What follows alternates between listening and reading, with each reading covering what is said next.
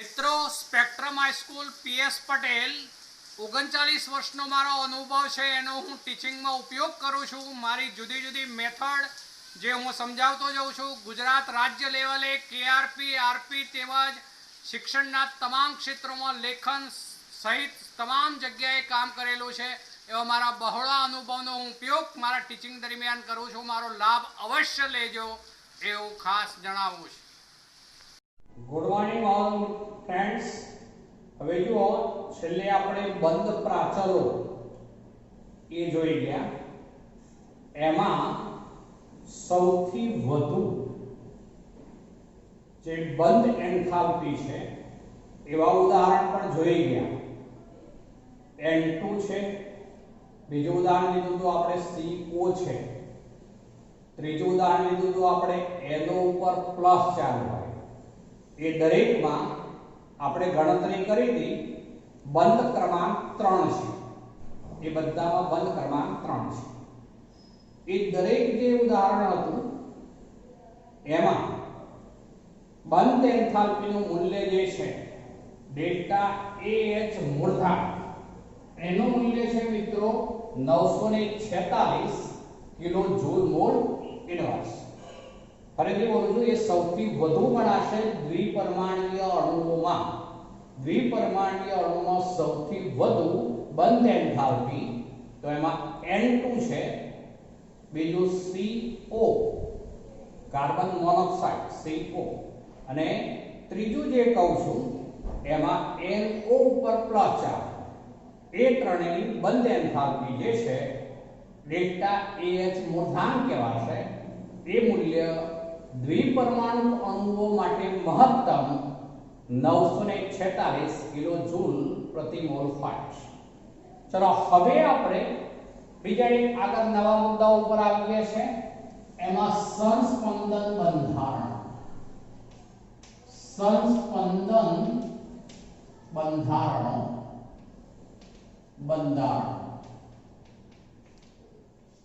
ચલો આપણે સંસ્પંદન બંધારણો હોય તેવું એક ઉદાહરણ પહેલા હું લઉં છું। આ O, આ પણ O, અહીંયા પણ O મૂકું છું, એટલે આ O3 એટલે ઓઝોનનો અણુ છે મિત્રો। હવે આપણે લુઈસ રચનાઓ પહેલા લખીએ। ચલો લુઈસ રચના મુજબ લખીએ તો આ આપણે સિંગલ બોન્ડ છે વર્ક કરીએ તો આ ઓક્સિજનનું અષ્ટક પૂરું કરવા માટે બીજા આપણે 2 4 2 6 બતાવવા પડે। ચલો આ બાજુ જે છે દ્વિબંધ છે એવું બતાવીએ તો હવે આ ઓક્સિજનની આસપાસ 2 2 4 એવા બતાવવા પડે। હવે જુઓ અષ્ટકની રીતે તો આમાં આ 6 ને આ બંધના 2 8।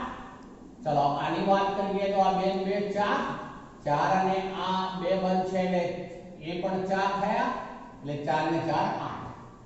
આ ઓક્સિજનનું પણ અષ્ટક હવે ગણતરીમાં લઈએ તો 2 બંધ એટલે 4, 4 ને 2 6, 6 ને 2 8। મેં અહીંયા દરેક જે પરમાણુ છે એનું અષ્ટક પૂર્ણ કર્યું છે લુઈસ બિંદુ રચનાઓ મુજબ, એવો મેં ઉલ્લેખ કર્યો છે। હવે કોઈને એમ થાય કે આપણે એને બદલે આવું લઈએ તો હવે હું બીજું લઉં છું, એ જુઓ બરોબર આ O। કોઈને એમ થાય કે આ બાજુ ડબલ બોન્ડ O લેવો છે તો આ મેં ડબલ બોન્ડ O લીધો તો હવે આની આસપાસ 2 2 4 જ ઇલેક્ટ્રોન હોય। આપણે તો અષ્ટક પૂરું થવું જોઈએ આટલું ધ્યાનમાં રાખવાનું લુઈસ બિંદુ રચના મુજબ। તો 2 2 4 અને આ 2 બંધના 4 એટલે 8 થઈ ગયા। ચલો અહીંયા જે છે આ સિંગલ બોન્ડ O એની આસપાસ ગણીએ તો 2 2 4 2 6 અને આ 2 એટલે 8। ઉપરવાળાના ગણીએ તો 2 બંધ અને 1 બંધ આ 3 એટલે 3 દુના 6 6 તો આ 2 હોય બીજા 8। હવે ઓઝોન જે છે એના મેં આ 2 બંધારણો અત્યારે દર્શાવ્યા છે। સમજો શું કહું છું તે આ જે O' O એટલે આપણે જ્યારે O' O જ્યારે હોય ત્યારે તેની બંધ લંબાઈ એ 148 પિકોમીટર હોવી જોઈએ. છે એવું નથી કહેતા, ધ્યાન રાખજો.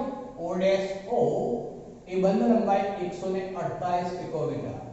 તો અહીંયા આ બાજુ સિંગલ બોન્ડ છે તો એની બંધ લંબાઈ પણ એ જ પ્રમાણે 148 પિકોમીટર હોવી જોઈએ. ચલો આ દ્વિબંધ છે તો દ્વિબંધ જે હોય એની બંધ લંબાઈ એ 121 O ડબલ બોન્ડ O હોય તો 121 પિકોમીટર હોવી જોઈએ. આ પણ આ બાજુ દ્વિબંધ છે તો એની બંધ લંબાઈ 121 પિકોમીટર હોવી જોઈએ. તો આમ ઓઝોનના અણુ માટે જે છે એ અત્યારે વાત કરું છું તો O ડેશ O બંધ લંબાઈ એવું બોલું છું. હવે O ડેશ O બંધ લંબાઈ એટલે કે સિંગલ બોન્ડ 148 પિકોમીટર અને બીજું O ડબલ બોન્ડ O જ્યારે હોય ત્યારે દ્વિબંધ છે એની બંધ લંબાઈ 121 પિકોમીટર હોવી જોઈએ. છે એવું નથી કે તો બરોબર ધ્યાન રાખવાનું છે એટલા માટે. પણ હવે જે સ્પેક્ટ્રોસ્કોપિક પદ્ધતિઓ જેને વર્ણપટ દર્શકીય પદ્ધતિ કહેવાય, એ જ રીતે ઇલેક્ટ્રોન વિવર્તન પદ્ધતિ છે, એક્સ-રે વિવર્તન પદ્ધતિ છે, આવી વિવિધ પદ્ધતિઓ દ્વારા બંધ લંબાઈના ઓઝોનના પ્રાયોગિક મૂલ્યો મેળવવામાં આવે. પ્રાયોગિક મૂલ્ય હવે કહું છું તો પ્રાયોગિક મૂલ્ય તો 148 પિકોમીટર નથી મળતું કે 121 પિકોમીટર પણ નથી મળતું, પણ એ બંનેનું વચગાળાનું મૂલ્ય આપણે 128 પિકોમીટર મળે છે મિત્રો. એ બેનું વચગાળાનું મૂલ્ય એવું કહું છું, ધ્યાન રાખજો. એ બેનું વચગાળાનું મૂલ્ય 148 પિકોમીટર મળે છે. હવે જુઓ એની સમજૂતી કેવી રીતે આપી શકાય. અહીંયા આપણે એવું કેમ થયું એ સમજૂતી ઉપર જઈએ છે. જોજો પ્રાયોગિક રીતે જે મૂલ્ય મળ્યું એ મૂલ્ય તો ઓઝોનમાં બધા જ બંધ, બંને તરફના બંધ સરખા, અને એ પણ 128 પિકોમીટર મળ્યા મિત્રો. 121 નહીં, 148 પણ નહીં, પણ બેનું વચગાળાનું મૂલ્ય મળ્યું એ કેટલું મળ્યું તો 128 પિકોમીટર. હવે જે પ્રાયોગિક રીતે આ મૂલ્ય મળે એ એના અણુનું સાચું બંધારણ ગણાય. માટે લોઈસ રચનાને આધારે વિચારીએ તો અણુની રચના સમજાવી શકાતી નથી. લોઈસ રચના પ્રમાણે તો અણુની રચના ઓઝોન માટે જે છે સંપૂર્ણ સમજાવી શકાતી નથી, કારણ કે એમાં પ્રાયોગિક મૂલ્ય જે છે ઓક્સિજન વચ્ચેની બંધ લંબાઈનું એ બંને બંધ સમાન અને 128 પિકોમીટર મળે છે. તો કેમ એવું બને છે? હવે એ સમજૂતી માટે સંસ્પંદનની ઘટના જે છે દાખલ કરવામાં આવી મિત્રો. એટલા માટે સંસ્પંદન બંધારણો જે છે એની આવશ્યકતા ઊભી થઈ. જ્યાં આગળ જેવા અણુઓમાં પ્રાયોગિક મૂલ્યો જે છે એ અન્ય મૂલ્યો કરતા, સૈદ્ધાંતિક મૂલ્યો કરતા જુદા પડતા હોય એવા અણુઓની આણ્વીય રચના સમજવા માટે આ સંસ્પંદન જે છે એની ઘટનાની જરૂરિયાત ઊભી થઈ. હવે એની સમજૂતી કેવી રીતે લઈએ છે એ જોજો. આ ઓક્સિજન, બીજો ઓક્સિજન અહીંયા છે, અહીંયા પણ આ ત્રીજો ઓક્સિજન છે. હવે આ બે વચ્ચે શું બોલું છે સમજજો.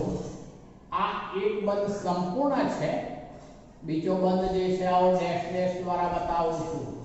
આ બાજુ પણ એક બંધ સંપૂર્ણ છે અને બીજો બંધ ડેશ ડેશ દ્વારા બતાવું છું. આપણે આવું કેમ લીધું એ બોલું છું, ધ્યાન રાખજો. એટલા માટે કે ઓઝોનમાં જે પ્રાયોગિક મૂલ્ય છે બંધ લંબાઈનું એ તો બંને બંધ સમાન અને 128 પિકોમીટર જ મળે છે, એટલે આ બંધ લંબાઈ 128 પિકોમીટર છે. એ જ રીતે આ બંધ લંબાઈ પણ 128 પિકોમીટર છે. મિત્રો, બંને બંધ લંબાઈ સરખી જ છે. એ સમજૂતી આપવા માટે આ જે લીધું એ આપણે સંસ્પંદન બંધારણ છે એવું કહેવાશે. હવે એને આની સાથે શું સંબંધ એ કહું છું. આ બંને બંધારણો છે અત્યારે અલગ અલગ છે એવું કહું છું. આ બંને વિહિત બંધારણો તરીકે ઓળખાશે. વિહિત બંધારણો તરીકે ઓળખાય. મિત્રો, જ્યારે પેલું જે બંધારણ આપણે બતાવ્યું આ બંધારણ એ સંસ્પંદન સંકર સ્વરૂપ કહેવાય. સંસ્પંદન સંકર બંધારણ. હવે જો આપણે સંકર શબ્દ અહીંયા મેં જોડ્યો.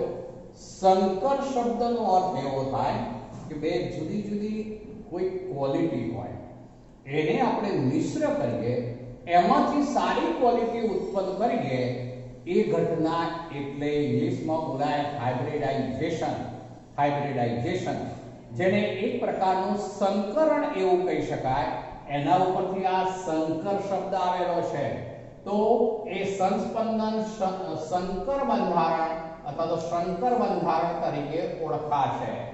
અહીંયા આ બંને બંધારણો વચ્ચે સંસ્પંદન થાય છે. સંસ્પંદનની ઘટના જે દર્શાવવામાં આવે ત્યારે જે કોઈ અણુઓ હોય વિહિત બંધારણો તેમની વચ્ચે આવું ડબલ એરો વાળું ચિહ્ન કરવામાં આવે છે. ફરીથી બોલું છું તો જ્યારે આપણે સંસ્પંદન સંકર બંધારણ જ્યારે આવશ્યક થશે ત્યારે જે અલગ અલગ જે અણુના વિહિત બંધારણો હોય તે દરેકની વચ્ચે આ રીતે ડબલ એરો વાળી નિશાની દ્વારા દર્શાવવામાં આવે છે. એ સંસ્પંદનની ઘટના તરીકે ઓળખાય છે. એટલે આપણે એવું કહી શકીએ કે આ એક બંધારણ કે આ એકલું બંધારણ એવું કહું છું, ધ્યાન રાખજો. તે O3 નું પ્રાયોગિક મૂલ્ય સમજાવી શકતું નથી. માટે એ બંનેનું સંકર સ્વરૂપ આ કહેવાશે. મિત્રો, એટલે હવે હું અહીંયા આવું લખું છું એ ના બરાબર એવું થાય. આ બંધ નથી, ના બરાબર એવો અર્થ થાય. આ બંને બંધારણોના બરાબર આ બંધારણ એવો થશે જે પ્રાયોગિક મૂલ્ય સમજાવવા માટે જરૂરી છે. અને માટે જો બંધ લંબાઈ જે છે સિંગલ બોન્ડ કરતા તો એવી છે તો વધુ છે. સિંગલ બોન્ડમાં કેટલી ડબલ બોન્ડ કરતા વધુ છે.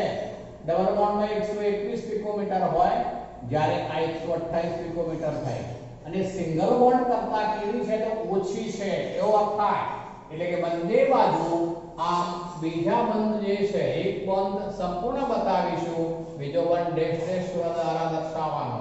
તો આ સંસ્પંદન સંકર બંધારણ છે ઓઝોન માટે. તો આમ અર્થ એવો થયો કે જે અણુઓમાં પ્રાયોગિક ગુણધર્મો જે છે એ તેમના સૈદ્ધાંતિક ગુણધર્મોને મળતા ન હોય અને તેમને એક કરતા વધુ વિહિત બંધારણો દ્વારા દર્શાવી શકાતા હોય ત્યારે તેવા અણુઓમાં પ્રાયોગિક મૂલ્યની સમજૂતી માટે આવા વિહિત બંધારણો વચ્ચે સંસ્પંદન થાય છે તેવું સ્વીકારવામાં આવે છે. જે ઘટના દ્વારા આપણે પ્રાયોગિક મૂલ્યો જે છે એ સમજાવી શકીએ. જેમ કે ઓઝોનમાં બંને બંધ સમાન અને એ પણ 128 પિકોમીટરના છે એવું આપણે આના ઉપરથી કહી શકીશું. તો આમ આપણે આ ઓઝોનની રચના લીધી. એમાં જે વિહિત બંધારણો વચ્ચે આ જે ડબલ એરો એટલે બે તરફ શીર્ષ કહીશું એવો એરો છે. નિશાનીઓ ખાસ યાદ રાખવાની, આપણે વારંવાર જરૂર પડશે. ચલો, આવા અન્ય ઉદાહરણો છે. એમાં એક છે કાર્બોનેટ આયન અને બીજું છે કાર્બન ડાયોક્સાઇડ નો અણુ. હવે કોયડા સ્વરૂપે આપણે બુકમાં આપેલા છે મિત્રો. આપણે કોયડો 4.3 ઉપર જઈએ. કોયડા ઉપર આવું છું. કોયડો 4.3. ચલો એમાં એવું કહ્યું છે આપણને CO3 2 આયનની રચનાના સંદર્ભમાં સંસ્પંદન પર્યાયમાં સમજાવો. ચલો કયું છે CO3 2 ચલો CO3 2 છે મિત્રો. તો હવે આપણે આવું લઈએ. જો આ C, આ બાજુ હું ડબલ બોન્ડ O લઉં છું, આ બાજુ સિંગલ બોન્ડ O લઉં, આ બાજુ સિંગલ બોન્ડ O લઉં, તો વચ્ચેના કાર્બન માટે 1 2 2 4 બંધ થઈ ગયા. એટલે કાર્બનનું અષ્ટક પૂરું થયું. ઓક્સિજનની વાત કરીએ તો આ 2 2 4 2 6 અને આ 2 એટલે 8. ચલો આ ઓક્સિજન માટે પણ 2 2 4 2 6 અને 2 8. ચલો ઉપરવાળા ઓક્સિજન માટે આ 2 બંધ એટલે 4 થઈ ગયા. 4 ને 2 6 6 ને 2 8. આ બંને જે ઓક્સિજન છે એ માઈનસ ચાર્જ ધરાવતા હોય, માઈનસ ચાર્જ, એ બંને ઓક્સિજન એ માઈનસ ચાર્જ ધરાવતા હોય. હવે એનું બીજું વિહિત બંધારણ દર્શાવું છું. જુઓ એમાં આવું પણ હોઈ શકે. કોઈને એમ થાય કે સાહેબ આપણે આ બાજુ ડબલ બોન્ડ લેવો છે કે આ બાજુ ડબલ બોન્ડ લેવો છે, પણ કોઈ એક જ તરફ ડબલ બોન્ડ હોવો જોઈએ, કોઈ એક જ તરફ. એ ધ્યાનમાં રાખીશું. ચલો આ હું ડબલ બોન્ડ O કરી દઉં તો આની આસપાસ હવે આ બે બંધના 4 ઇલેક્ટ્રોન, તો બીજા 2 2 4. આ C ની આસપાસ આ સિંગલ બોન્ડ આપણે O લઈએ ત્યારે એની આસપાસ આ બંધના 2 ઇલેક્ટ્રોન, બીજા 2 2 4 2 6. દરેકનું અષ્ટક પૂરું કરવાનું છે આપણે. ઉપરની તરફ જે છે એ પણ સિંગલ બોન્ડ હોય હવે O. ચલો હવે એની પાસે આ 2 તો બીજા 2 2 4 2 6. પણ આ બંને ઓક્સિજન જે છે એ હવે માઈનસ હોય મિત્રો. આ ઓક્સિજન પણ માઈનસ અને આ ઓક્સિજન પણ માઈનસ ચાર્જ ધરાવે, માઈનસ ચાર્જ. તો આ બીજું વિહિત બંધારણ મેં લીધું CO3 2 એટલા માટે -1 એ ટોટલ ચાર્જ શું થઈ ગયો 2 હવે જો મેં શું કર્યું તો આ ડબલ બોન્ડ જે હતો એને આ બાજુ લઈ આવ્યો. હવે ત્રીજું બંધારણ પણ આમાં શક્ય બનશે. બે જ બને એવું કઈ નહીં મિત્રો, બે થી વધુ પણ હોઈ શકે. ચલો આમાં ત્રીજું બંધારણ બનાવું છું તો એમાં ડબલ બોન્ડ જે છે અહીંથી અહીંયા લાવ્યા એટલે આ સૂત્ર બન્યું. પાછો ડબલ બોન્ડ અહીંયા લઈ જઈએ તો ત્રીજું સૂત્ર આવું બનશે મિત્રો, આ C. ચલો પછી અહીંયા આ બાજુ આપણે સિંગલ બોન્ડ રાખવો પડશે. ચલો સિંગલ બોન્ડ રાખીએ એટલે પછી કેટલા હોય તો 2 2 4 2 6 અને આ 2 8. ચલો આ બાજુ આપણે હવે ડબલ બોન્ડ કરવો છે તો આ ડબલ બોન્ડ કરી દીધો. તો હવે એમાં 2 ના 4 તો બાકીના 2 બીજા હોય એટલે 8. ચલો ઉપરની તરફ જે છે એ સિંગલ બોન્ડ O હોવાનો. ચલો એની આસપાસ 2 8 બંધના 2 4 2 6 2 8. પણ હવે શું હોવું જોઈએ, આ ઉપર માઈનસ હોય અને આ ઉપર પણ કયો ચાર્જ હોય તો માઈનસ. તો આમ બે ઓક્સિજન હંમેશા જે છે એ માઈનસ ચાર્જ ધરાવતા હોય. તો આ CO3 2 ના ત્રણ વિહિત બંધારણો મેં અલગ અલગ દર્શાવ્યા છે. પણ હવે પ્રાયોગિક અભ્યાસ જે દર્શાવે છે જેમાં બંધ પ્રાચલો એવો કોમન શબ્દ કરું છું. હવે બંધ પ્રાચલોમાં બધા આવી ગયા મિત્રો. કયા કયા તો યાદ કરી લો. એની અંદર બંધ લંબાઈ પણ આવે, બંધ કોણ પણ આવે, બંધ એન્થાલ્પી પણ આવે. તો એ બધા બંધ પ્રાચલો કહેવાય. એના પ્રાયોગિક મૂલ્યો આ પૈકીનું કોઈ એક બંધારણ સંપૂર્ણ સમજાવી શકશે નહીં. ફરીથી એકવાર બોલું છું, આ વિહિત બંધારણો કહેવાશે. તે પૈકીનું કોઈ એક બંધારણ જે છે એ પ્રાયોગિક રીતે જે બંધ પ્રાચલોના મૂલ્યો મળે તેને સમજાવી શકશે નહીં.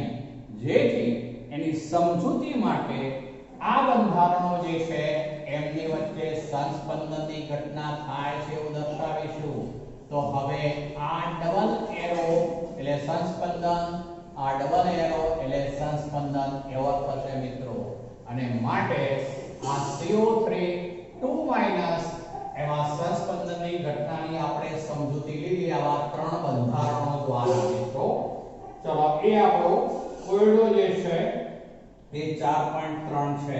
આ કાર્બોનેટ આયન છે CO3 2- આયન, બરોબર. CO3 2- આયન કાર્બોનેટ આયન છે. ચલો બીજું છે કોયડો 4.4. ચલો હવે કોયડો 4.4 ઉપર જઈએ છે મિત્રો.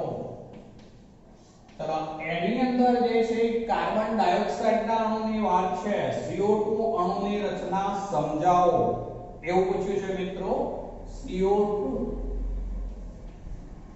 ની અણુ રચના. ચલો હવે કાર્બન સાથે બે ઓક્સિજન જોડાયેલા છે CO2 અણુમાં. હું આ C લઉં છું, આ બાજુ એક O મૂકું છું, બીજો O આ બાજુ મૂકું છું. ચલો હવે આપણે જે છે એ અહીંયા હું ઇલેક્ટ્રોન સહિત બતાવું છું બંધને બદલે, તમને થોડું વધુ સ્પષ્ટીકરણ થાય એટલા માટે. ચલો આ ઓક્સિજનના બે ઇલેક્ટ્રોન અહીંયા છે, આ કાર્બન જે છે એના બે ઇલેક્ટ્રોન અહીંયા છે. આ ઓક્સિજનના બે બતાવ્યા તો બાકી રહ્યા બીજા બે, 2 4. ચલો હવે આ ઓક્સિજનના 2 2 4 અને આ 2 6 થઈ ગયા. અષ્ટકની રીતે વિચારીએ તો આ બે પણ ગણાય એટલે એનું અષ્ટક પૂરું છે. આ બાજુ લઈએ છે તો આ કાર્બનના બે ઇલેક્ટ્રોન, ચલો આ ઓક્સિજનના પણ બે ઇલેક્ટ્રોન અને બીજા ઓક્સિજનના 2 2 4 ઇલેક્ટ્રોન. તો જો આનું પણ અષ્ટક પૂરું છે. અત્યારે કાર્બનનું પણ અષ્ટક પૂરું છે. કાર્બન એની આસપાસ 2 2 4 એનું અષ્ટક પૂરું છે. આ ઓક્સિજનનું પણ અષ્ટક પૂરું છે. દરેકનું અષ્ટક પૂરું છે આ CO2 અણુમાં, જે મેં રેખીય રીતે લીધું છે. રેખીય અણુ છે એવું કહેવાશે. ચલો હવે એને બદલે બીજું બંધારણ જે લઉં છું, કારણ કે આ વિવિધ બંધારણ છે તે સંપૂર્ણ બધા ગુણધર્મો સમજાવી શકતું નથી. બંધ પ્રાચલો જે કહેવાય એ સમજાવી શકતું નથી. તો હવે બીજો વિકલ્પ આવો કરીએ છે મિત્રો.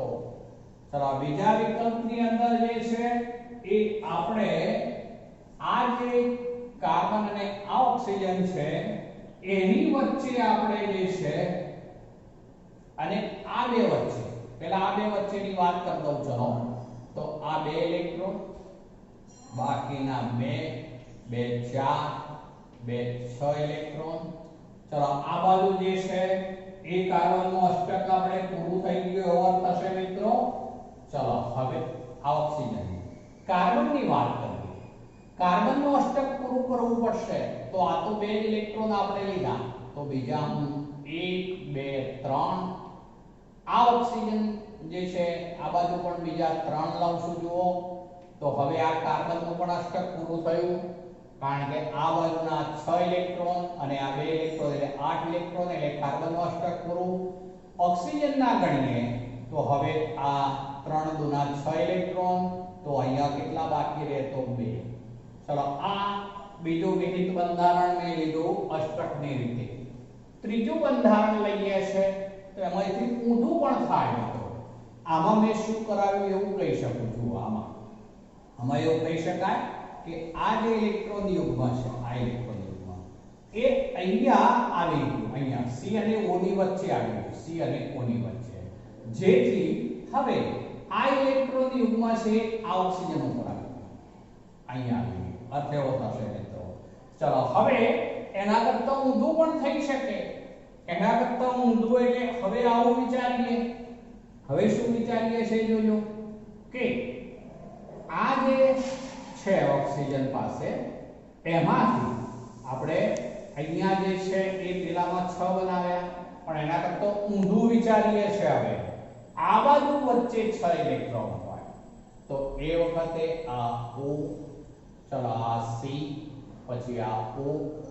ચલો અહીંયા જે છે એ આ C અને O વચ્ચે આ રીતે 3 3 6 તો આના બાકી કેટલા રહ્યા? બીજા બે. એનું અષ્ટક પૂરું થઈ ગયું. જુઓ મિત્રો, ચલો કાર્બનના અષ્ટકની વાત કરીએ તો આ 6 માટે અહીંયા 2 જ રહે, પછી વચ્ચે 2 જ હોવા જોઈએ. ચલો એના પણ અષ્ટક પૂરું થયું કાર્બન. હવે ઓક્સિજનની વાત, તો એ ઓક્સિજન પાસે 2 2 4 2 6, કારણ કે એ 6 અને આ 2 એટલે 8, એટલે એનું અષ્ટક પૂરું થઈ ગયું. આમ આપણે લુઈસ બિંદુ રચનાઓમાં અષ્ટકને ધ્યાનમાં રાખીને મેં 3 વિવિધ બંધારણો દર્શાવ્યા છે. પણ આ ત્રણે પૈકી કોઈ પણ એક બંધારણ CO2 અણુના સંપૂર્ણ ગુણધર્મો સમજાવી શકતું નથી. બંધ પ્રાચલોના મૂલ્યો સંપૂર્ણપણે સમજાવી શકાતું નથી. માટે આ બધા જે છે એ તેમની વચ્ચે સંસ્પંદનની ઘટના થાય છે એવું સ્વીકારવામાં આવે છે. એટલે ડબલ દિશામાં એરો, દરેક સૂત્રની વચ્ચે ડબલ દિશામાં એરો કરી દેવાનો, એટલે એ સંસ્પંદનની ઘટના થાય છે એવું દર્શાવ્યું. તો આ CO2 અણુ જે છે એમાં થતી સંસ્પંદનની ઘટનાના 3 બંધારણો આપણે દર્શાવ્યા. આપણે એમાં એવું કહી શકીએ કે એની જે બંધ લંબાઈ CO2 ના સંદર્ભમાં કહું છું, હવે CO2 ના સંદર્ભમાં તો જે દ્વિબંધ છે એની બંધ લંબાઈ, દ્વિબંધની બંધ લંબાઈ એવો શબ્દ વાપરું છું. જે દ્વિબંધ છે એની બંધ લંબાઈ જે છે એ 110 પિકોમીટર છે. 115 પિકોમીટર છે. 121 છે, સોરી. દ્વિબંધ જે છે એની બંધ લંબાઈ 121 પિકોમીટર છે. સમજો બરોબર, 121 પિકોમીટર. જ્યારે જે ત્રિબંધ છે એ ત્રિબંધની બંધ લંબાઈ, ત્રિબંધની બંધ લંબાઈ શબ્દ વાપરું છું. તો ત્રિબંધની બંધ લંબાઈ, ત્રિબંધની બંધ લંબાઈ. ચલો આ દ્વિબંધ, દ્વિબંધની જે બંધ લંબાઈ હોય એના કરતા ત્રિબંધની બંધ લંબાઈ કેવી હોય? હંમેશા ઓછી હોય. તો એ બંધ લંબાઈ જે છે એ 110 પિકોમીટર છે મિત્રો. જો ઓછી હોય ત્રિબંધની, અહીંયા ફરીથી બોલું છું, ત્રિબંધની બંધ લંબાઈ 110 પિકોમીટર, દ્વિબંધની બંધ લંબાઈ 121 પિકોમીટર. પણ પ્રાયોગિક રીતે તો એવું જોવા મળ્યું CO2 અણુની અંદર જે છે એ બધા જ બંધ સમાન છે અને બંને બંધની બંધ લંબાઈ જે છે એ આ બંનેની વચગાળાની લગભગ 115 પિકોમીટર મળે છે. ચલો હવે તમામ બંધ સમાન, તમામ બંધ સમાન, જેની બંધ લંબાઈ શબ્દ વાપરું છું તો એ કેટલી છે? કે જેની વચગાળાનું મૂલ્ય 115 પિકોમીટર છે મિત્રો. તો જુઓ, આ જે છે ઉપર દર્શાવી એ સૈદ્ધાંતિક રીતની વાત છે કે C અને O વચ્ચે દ્વિબંધ હોય તો 121 પિકોમીટર હોય, C અને O વચ્ચે ત્રિબંધ હોય તો એ વખતે 110 પિકોમીટર બંધ લંબાઈ હોવી જોઈએ. હવે CO2 અણુનો પ્રાયોગિક અભ્યાસ તો એવું દર્શાવે છે, આ પ્રાયોગિક છે, નીચે લખ્યું પ્રાયોગિક અભ્યાસ એવું દર્શાવે છે કે તમામ બંધ સમાન છે, જેમની બંધ લંબાઈ આ બેના લગભગ વચગાળાનું મૂલ્ય છે, એટલે 115 પિકોમીટર છે. માટે અર્થ એવો થયો કે પ્રાયોગિક મૂલ્ય કોઈ એક બંધારણ દ્વારા જે છે એ સમજાવી શકાશે નહીં અને માટે આ ત્રણેય લુઈસ બંધારણો જે છે તે વિવિધ બંધારણો તરીકે ઓળખીશું, જેમની વચ્ચે આ સંસ્પંદનની ઘટના થાય છે એવું દર્શાવી છે. તો આ CO2 કાર્બન ડાયોક્સાઇડનો અણુ એમાં થતી સંસ્પંદનની ઘટનાની આપણે વાત કરી મિત્રો. બંધ લંબાઈના મૂલ્યો જે છે એ અહીંયા આપણે સાથે ઉલ્લેખ કરીશું, યાદ રાખીશું આની સમજૂતી માટે. આ જે છે સૈદ્ધાંતિક પણ આ પ્રાયોગિક, બરોબર. અહીંયા દ્વિબંધ અને ત્રિબંધની બંધ લંબાઈના અનુસંધાનમાં છે એ ધ્યાન રાખવાનું. ચલો હવે આપણે આ ત્રણેય ઉદાહરણો સંસ્પંદનની ઘટના છે પણ હવે સંસ્પંદનની ઘટનાની ક્યારે આવશ્યકતા ઊભી થઈ મિત્રો? ફરીથી એક વાર બોલું છું. લુઈસ બંધારણો જે છે એ કેટલાક અણુઓમાં એક કરતા વધુ રીતે દર્શાવી શકાય, ત્યારે તેમાંનું કોઈ પણ બંધારણ એ પ્રાયોગિક રીતે જે બંધ પ્રાચલો હોય કે તેના ગુણધર્મો હોય એની સમજૂતી આપી શકતું નથી, ત્યારે આવા બંધારણો એક કરતા હંમેશા વધુ હોવાના એવા બંધારણો જે છે તેમાં વચ્ચે સંસ્પંદનની ઘટના થાય છે એવું સ્વીકારવામાં આવેલું છે. તો આ આપણે એવું કહી શકીશું મિત્રો કે જ્યારે એક જ લુઈસ રચના અણુને ચોક્કસ રીતે વર્ણવી શકે નહીં, ત્યારે સમાન ઊર્જા કેવી હોવી જોઈએ? સમાન કેન્દ્ર સ્થાન, કેન્દ્રમાંનો પરમાણુ પણ ત્યાં જ હોવો જોઈએ, અને બંધકારક અને અબંધકારક ઇલેક્ટ્રોન યુગ્મો દર્શાવતા ઘણા પ્રમાણિત સ્વરૂપો આપણે દર્શાવી શકીએ છીએ. આ દરેકની ઊર્જા કેવી છે? તો સમાન છે એવું કહીશું. દરેકની અંદર જે મધ્યસ્થ કેન્દ્ર છે, કાર્બન કાર્બન કાર્બન એટલે કે મધ્યસ્થ કેન્દ્ર પણ સમાન છે. દરેકની અંદર જે છે એ બંધકારક ઇલેક્ટ્રોન જે સંખ્યા છે, બંધકારક ઇલેક્ટ્રોનની સંખ્યા એવો શબ્દ વાપરું છું, ધ્યાન રાખજો, તો એ પણ સમાન છે. અને જે અબંધકારક ઇલેક્ટ્રોન યુગ્મો છે એ પણ સમાન છે. તો આમ આવા વિવિધ બંધારણો વચ્ચે સંસ્પંદનની ઘટના થાય છે એવું કહીશું. ફરીથી બોલું છું, જ્યારે એક જ લુઈસ રચના અણુને ચોકસાઈથી વર્ણવી શકે નહીં, ત્યારે સમાન ઊર્જા, કેન્દ્ર સ્થાન પણ સમાન, અને બંધકારક તેમજ અબંધકારક ઇલેક્ટ્રોન યુગ્મો દર્શાવતા એક કરતા વધુ પ્રમાણિત સ્વરૂપો હોય તો તેઓ એકબીજામાં આ રીતે સંસ્પંદન પામે છે એવું સ્વીકારવામાં આવેલું છે મિત્રો. તો આ ત્રણેય ઉદાહરણોમાં આપણે સંસ્પંદનની ઘટના જોઈ ગયા.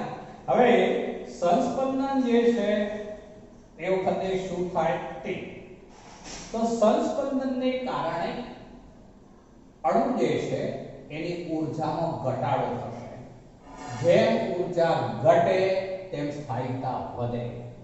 આ પૈકીનું કોઈ એક બંધારણ જેટલી ઊર્જા ધરાવતું હોય તેના કરતાં જે સંસ્પંદન બંધારણ બને એ સંકર સ્વરૂપ હોવાને કારણે એકબીજામાં આ રીતે સંસ્પંદન પામતા હોવાથી તેમની ઊર્જામાં ઘટાડો થાય. ઊર્જા ઘટે તો સ્થાયિકતા વધે. માટે અણુની સ્થાયિકતા સમજાવવા માટે આ સંસ્પંદનની ઘટના તેમની ઊર્જા સમજાવવા માટે, બંધ પ્રાચલો સમજાવવા માટે જરૂરી બન્યું એ એક કારણ કહીશું આપણે. તો સંસ્પંદન અણુને સ્થાયી બનાવે છે, કારણ કે સંસ્પંદન સંકરની ઊર્જા કોઈ પણ વિવિધ સ્વરૂપની રચના કરતા ઓછી હોય. ચલો બીજું છે સંસ્પંદન એકંદરે બંધ ખાસિયતની સરાસરી કરે છે. આપણે લગભગ એવું જોયું કે આ બે વચ્ચેનું મૂલ્ય છે લગભગ, એટલે કે સરાસરી શબ્દ એટલા માટે વાપર્યો છે.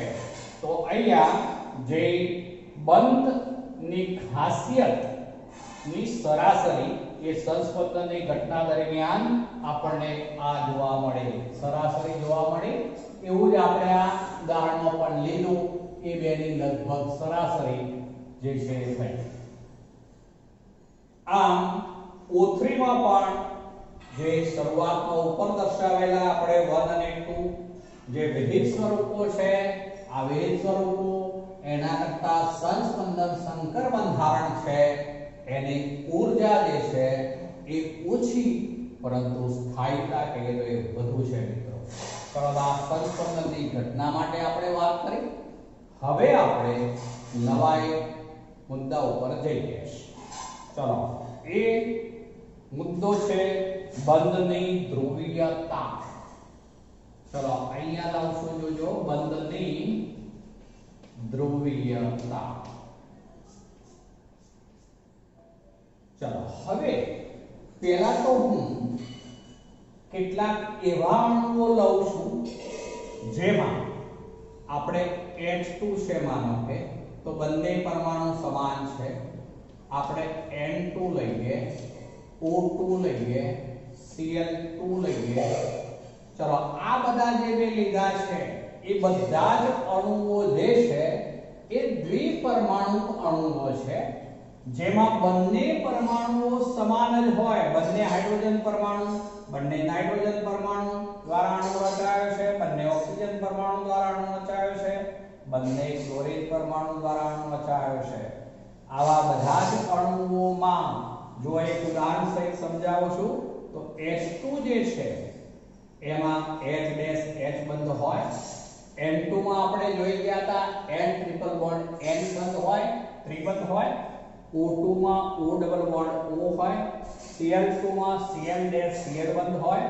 માનો કે હું Cl2 નું ઉદાહરણ લઉં છું તો આ રીતે Cl બંધ હોય. ચલો અહીંયા જે છે બંને એક જ તત્વના પરમાણુઓ છે, માટે બંનેની વિદ્યુત ઋણતા સમાન હોય. માટે આપણે જ્યારે અને લોઇસ બિંદુ રચના લખીએ ત્યારે આવું બનવાનું મિત્રો. આ Cl ત્યારે આ બંધનો ઇલેક્ટ્રોન યુગ્મ જે છે એ બંને પરમાણુઓ જે હોય એની બિલકુલ સેન્ટરમાં હોય મિત્રો, બંનેની સેન્ટરમાં હોય. બાકીના આના ઇલેક્ટ્રોન હું પૂરા કરું તો 2 2 4 2 6 એક અહીંયા વાપર્યો એને 7 17મા સમૂહનું તત્વ. આમાં પણ આસપાસ ટોટલ 7 હોય, એમાંનો એક વપરાયો તો બીજા 2 2 4 2 6 તો દરેકનું અષ્ટક પૂરું છે. જુઓ એટલે સમૃદ્ધ રચનાઓ ધરાવે છે. H2 માં H હોય એટલે એમાં બે ઇલેક્ટ્રોન થવાના મિત્રો, એટલે એ પણ સમૃદ્ધ છે. એટલે સમૃદ્ધ રચના તો દરેકની છે. બંને પરમાણુ એક જ તત્વના છે, માટે બંનેની વિદ્યુત ઋણતા સમાન છે. વિદ્યુત ઋણતા સમાન હોવાને કારણે બંને વચ્ચેના જે કોઈ ઇલેક્ટ્રોન યુગ્મ બંધકારક છે, બંધકારક એ વચ્ચે હોય હંમેશા, તો એ બંધકારક ઇલેક્ટ્રોન યુગ્મ બંને પરમાણુના કેન્દ્રથી બિલકુલ મધ્યમાં હોય, સમાનાંતરે હોય. માટે આવા જે અણુઓ છે એ બધા આણ્વીય એવા જે છે એ અધ્રુવીય અણુઓ છે. શું કહેવાશે? અધ્રુવીય અણુઓ છે. અધ્રુવીય અણુ ક્યારે બનશે? તો જ્યારે એક જ તત્વના બે પરમાણુઓ વચ્ચે આ રીતનો બંધ બનેલો હોય, સહસંયોજક બંધ, ત્યારે બંધનું ઇલેક્ટ્રોન યુગ્મ બંને પરમાણુના કેન્દ્રોથી બિલકુલ સેન્ટરમાં જ હોય. માટે એવા અણુને અધ્રુવીય અણુ કહીશું મિત્રો. તો આ બધા જ અધ્રુવીય અણુઓ છે. પણ હવે તેને બદલે આપણે આવું લઈએ છે, ધ્રુવીય અણુ પર જઈએ છે. ધ્રુવીય અણુ. ચલો ધ્રુવીય અણુમાં આવું ઉદાહરણ લઈએ છે આપણે HF. ચલો HF છે. ચલો પહેલા તો ફ્લોરીન, એ પણ 17મા સમૂહનો સભ્ય મિત્રો, માટેની સંયોજકતા કોષમાં 17 - 10 એટલે 7 ઇલેક્ટ્રોન હોય. ચલો એ 7 ઇલેક્ટ્રોન પહેલા બતાવું છું, જોજો. તો આ 2 2 4 2 6. હવે જોજો આ 7મો એનો એક ઇલેક્ટ્રોન હોય ને હાઇડ્રોજનનો એક ઇલેક્ટ્રોન હોય, પણ એ બંને ઇલેક્ટ્રોન હું અહીંયા બતાવું છું મિત્રો. એટલે મેં આ અણુમાં શું કર્યું જુઓ બરોબર. ઇલેક્ટ્રોન યુગ્મ જે છે એ હાઇડ્રોજનથી દૂર છે, ફ્લોરીનની તરફ ખસેલું છે. એટલે એનો અર્થ એવો થયો કે જ્યારે બે જુદા જુદા તત્વોના પરમાણુઓ વચ્ચે સહસંયોજક બંધ રચાતો હોય ત્યારે સહસંયોજક બંધના ઇલેક્ટ્રોન યુગ્મો જે પરમાણુની, જે તત્વની વિદ્યુત ઋણતા વધુ હોય તે તરફ એ વધુ પ્રમાણમાં ખસેલું હોય, જેને કારણે તે જે હોય એના ઉપર ઋણ ચાર્જ અંશતઃ આવશે મિત્રો. એટલે માઈનસ, એને આપણે ડેલ્ટા એવું કહીશું મિત્રો. અંશતઃ ઋણ ચાર્જ એવું કહેવાય. જ્યારે આ તત્વ જે છે જેની વિદ્યુત ઋણતા ઓછી હોય તેના ઉપર અંશતઃ ધન વીજભાર આવે મિત્રો, તો આ ડેલ્ટા પ્લસ. તો આ રીતે HF નો અણુ એ ધ્રુવીય અણુ બન્યો, જે અણુમાં આ રીતે બે જુદા જુદા તત્વો હોય, તેમના પરમાણુઓ વચ્ચે સહસંયોજક બંધ રચાયો હોય, પછી એક બંધ, દ્વિબંધ, ત્રિબંધ ગમે તે હોય, પણ બે તત્વો પૈકી જે તત્વની વિદ્યુત ઋણતા વધુ હોય તેની તરફ સહસંયોજક બંધના ઇલેક્ટ્રોન યુગ્મો વધુ ખસેલા હોય, જેને કારણે તેના ઉપર માઈનસ ડેલ્ટા વીજભાર હોય, જ્યારે અન્ય તત્વો ઉપર પ્લસ ડેલ્ટા વીજભાર હોય. એટલે આ સહસંયોજક બંધ એ ધ્રુવીય સહસંયોજક બંધ બન્યો કહેવાય. એટલે શબ્દ મેં જોડ્યો હવે ધ્રુવીય સહસંયોજક બંધ. ધ્રુવીય સહસંયોજક બંધ માટે અણુને શું કહેવાય? તો ધ્રુવીય અણુ કહેવાય. બંધ માટે ધ્રુવીય સહસંયોજક બંધ છે.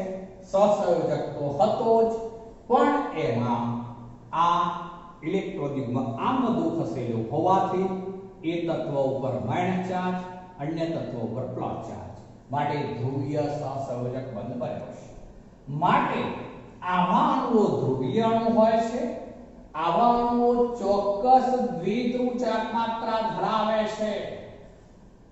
કેટલાક અણુઓમાં આવા એક કરતા વધુ ધ્રુવીય બંધ હોઈ શકે છે, અને તેને કારણે ચોક્કસ સમગ્ર અણુ માટે સરેરાશ દ્વિધ્રુવ ચાર્જ માત્રા જે કહીશું એ સદિશ સરવાળો થાય એ મુજબ આપણે દ્વિધ્રુવ ચાર્જ માત્રા મળશે. તો હવે દ્વિધ્રુવ ચાર્જ માત્રા એ શું છે એ બાબત ઉપર આવું છું, ધ્યાન રાખજો. આવો શબ્દ વાપરું છું, દ્વિધ્રુવ ચાર્જ માત્રા. હવે જો ધ્રુવીયતાનું મૂલ્ય કેટલું છે એ આપણે દર્શાવવા માટે આનો ઉપયોગ કરીશું. જો દ્વિધ્રુવ ચાર્જ માત્રા, તો દ્વિધ્રુવ ચાર્જ માત્રાને દર્શાવવા માટે ગ્રીક અક્ષર છે, એની સંજ્ઞા છે મ્યુ, અને મ્યુ કહેવાય મિત્રો, તો એ મ્યુ દ્વારા દર્શાવવામાં આવે છે. તો મ્યુ બરાબર જે બે પરમાણુઓ છે એમાંના કોઈ એકનો ભાર, એવું બોલું છું, તો પરમાણુ પરનો ભાર એવો શબ્દ આપણે વાપરીશું. તો કોઈ એક પરમાણુ પરનો ભાર, ભાર એટલે આમ તો વીજભાર, જેને q સંજ્ઞા દ્વારા દર્શાવાય છે, અને ઇન્ટુ બે પરમાણુના કેન્દ્રો વચ્ચેનું અંતર, બે પરમાણુના કેન્દ્રો વચ્ચેનું અંતર આવું કહેવાશે બે પરમાણુય કેન્દ્રો વચ્ચેનું અંતર, જેને r દ્વારા દર્શાવાય છે. આમ તો બે પરમાણુના કેન્દ્રો જે હોય એની વચ્ચેનું અંતર r. તો એ દ્વિધ્રુવ ચાર્જ માત્રાની આપણે ગણતરી કરી શકીએ છીએ મિત્રો. દ્વિધ્રુવ ચાર્જ માત્રા મ્યુ બરાબર ભાર q, ભાર એટલે ડેલ્ટા, બીજા શબ્દોમાં કહું તો આ ડેલ્ટા જે છે એ છે q. અહીંયા q સિમ્બોલ લીધો છે, જે મેં અહીંયા ડેલ્ટા દ્વારા દર્શાવ્યો છે. અંશતઃ એ વીજભારનું મૂલ્ય 1 કરતા હંમેશા નાનું હોય, 1 ના હોય, 1 કરતા નાનું હોય, આપણે એવું ગણીએ છીએ. તો એ q ડેલ્ટા અને બે પરમાણુના કેન્દ્રો વચ્ચેનું અંતર r, એને દ્વિધ્રુવ ચાર્જ માત્રા કહે છે. આ દ્વિધ્રુવ ચાર્જ માત્રા દર્શાવવા માટેનો એકમ જે છે, હવે એકમ કહું છું, તે ડીવાય છે મિત્રો. એનો એકમ બે એકમ છે આમ તો, પણ એનો ખાસ કરીને જે ઉપયોગ થશે એ એકમ ડીવાય, જેને કેપિટલ D દ્વારા દર્શાવવામાં આવે છે મિત્રો. કેપિટલ D એકમ જે છે એ dy તરીકે ઓળખાશે.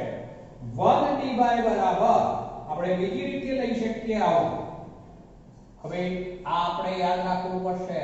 1 dy બરાબર 3.33564 ગુણ્યા 10⁻30. પણ આનો એકમ છે મિત્રો કુલમ્બ મીટર. હવે બરોબર ધ્યાન રાખજો, સેન્ટીમીટર નથી, આ કુલમ્બ મીટર છે, બરોબર ધ્યાન રાખજો. એટલે કે ભાર જે છે શામાં લીધેલો છે? કુલમ્બમાં.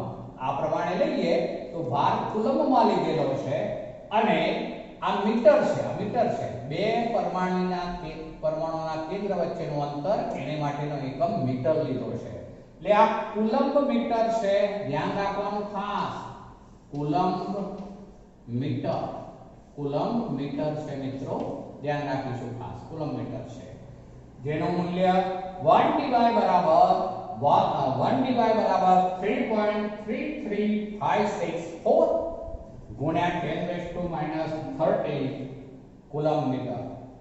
તો મ્યુ એટલે દ્વિધ્રુવ ચાપ માત્રા, જેને ગ્રીક સંજ્ઞા મ્યુ દ્વારા દર્શાવવામાં આવે છે, એના બરાબર ભાર ગુણ્યા બે પરમાણુય કેન્દ્રો વચ્ચેનું અંતર, એનો એકમ ડીબાય છે, જે મોટો એકમ છે એવું કહીશું આપણે, ડીબાય છે.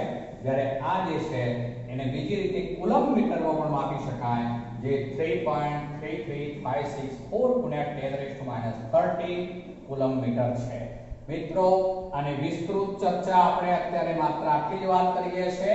આવતીકાલના લેક્ચરમાં વિવિધ ઉદાહરણો જોઈશું. આમાં શું થતું જાય તો આ તત્વો બદલાતા જાય તેમ મ્યુનું મૂલ્ય બદલાઈ જશે મિત્રો. અહીંયા આપણે હું માનો કે ક્લોરીન તત્વ લઉં ક્લોરીનની જગ્યાએ, તો તમારે બાકીનું બંધારણ આવું જ હોય, પણ આ જે વેલ્યુ છે એ બદલાઈ જશે. આ વેલ્યુ મિત્રો બદલાઈ જાય, વેલ્યુ બદલાઈ જાય. જે છે આ તો ફિક્સ જ છે, આ તો સંબંધ છે બે વચ્ચેનો, તો એ ધ્યાનમાં રાખીશું. ચલો આજે આટલે સુધી.